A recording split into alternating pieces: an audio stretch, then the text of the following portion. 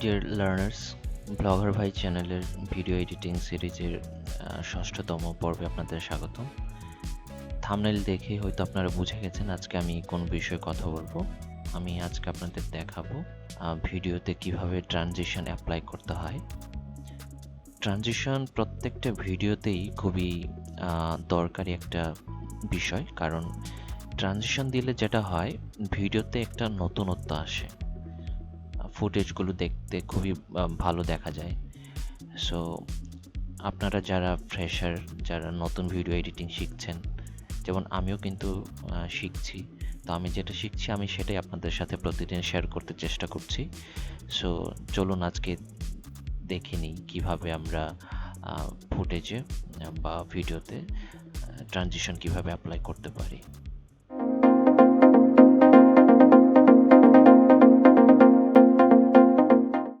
তো এটা করার জন্যে আমি এখানে কয়েকটি শর্ট ভিডিও নিয়ে রেখেছি আপনাদের সুবিধার্থে। এখন যেটা করতে হবে, আপনারা প্রথমত লক্ষ্য করুন যে এইখানে কিন্তু 3টা ফুটেজ আছে, 1, 2, 3। সো একটা ফুটেজ থেকে আরেকটা ফুটেজে যাওয়ার পর একটু পার্থক্যটা লক্ষ্য করবেন যে কিভাবে দেখা যায়। আমি প্লে করে দেখাচ্ছি।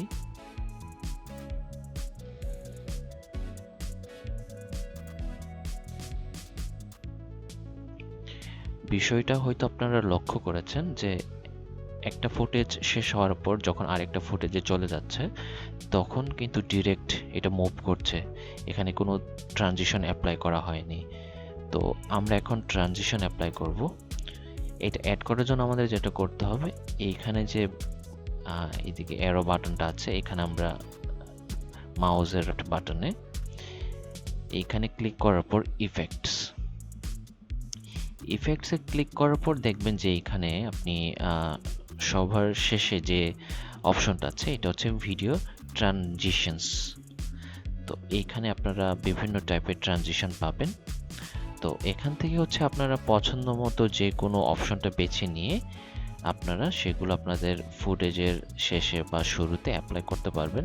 যেমন ধরুন আমি আপনাদের দেখাচ্ছি ভিডিও ট্রানজিশন অ্যাপ্লাই করার পর 3D মোশন থেকে আমি ধরেন ফ্লিপ ওভার, এইটা এখান থেকে কপি মানে ক্লিক করে এখানে অ্যাপ্লাই করছি।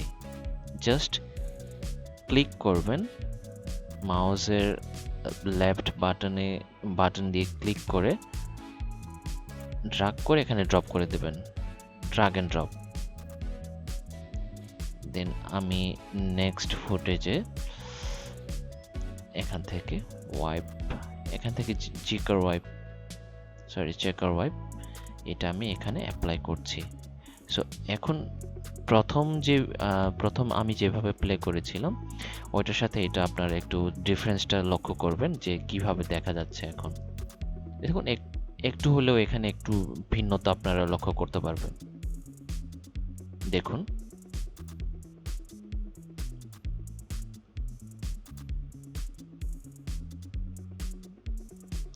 আপনারা হয়তো লক্ষ্য করেছেন যে ট্রানজিশন দেওয়াতে কিন্তু রেগুলার যে ফুটেজ ওইটার সাথে এখনের যে ফুটেজটা এটার সাথে আপনারা যদি ডিফারেন্সটা কোথায়, এটা যদি আপনারা একটু লক্ষ্য করে দেখেন তাহলে দেখতে পাবেন যে প্রথমের ফুটেজের সাথে কোনো ট্রানজিশন অ্যাড করা হয়নি, তাই সেটা নর্মাল একটা ভিডিও ফুটেজ হয়ে গেছে। বাট এখানে ট্রানজিশন অ্যাড করার কারণে একটু নতুনত্ব চলে আসছে। আমি এখন মনে করুন আমার এই ট্রানজিশনটা পছন্দ হয়নি, আমি অন্য কোনো ট্রানজিশন অ্যাপ্লাই করব।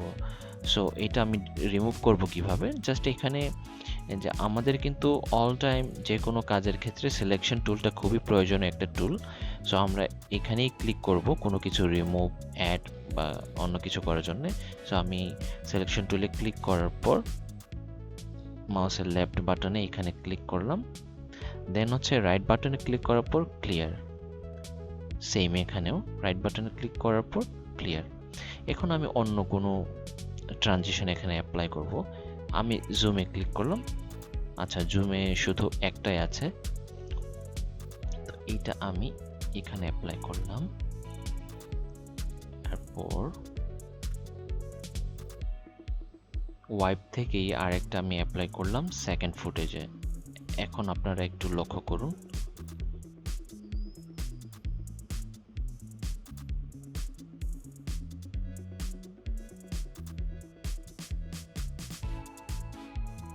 দেখেছেন ট্রানজিশনগুলো কিন্তু প্রত্যেকটা ফুটেজে একটা নতুনত্ব নিয়ে আসে। সো আপনারা আপনাদের ভিডিও এডিটিংয়ে এই ট্রানজিশনগুলো অ্যাপ্লাই করতে পারেন। এখানে কিন্তু অনেক ধরনের ট্রানজিশনস আছে, আপনারা আপনাদের পছন্দ মতো এখান থেকে দেখে দেখে বাছাই করে নিয়ে আপনাদের ফুটেজে অ্যাপ্লাই করবেন। আশা করছি ভিডিওটি আপনাদের উপকারে এসছে। তো ভালো লাগলে ভিডিওটি লাইক করবেন, শেয়ার করবেন এবং সাবস্ক্রাইব করে পাশে থাকা বেল আইকনে ক্লিক করে দিবেন, যাতে করে ভিডিও আপলোড করার সাথে সাথেই সবার আগে ভিডিওগুলো পেয়ে যান। ধন্যবাদ।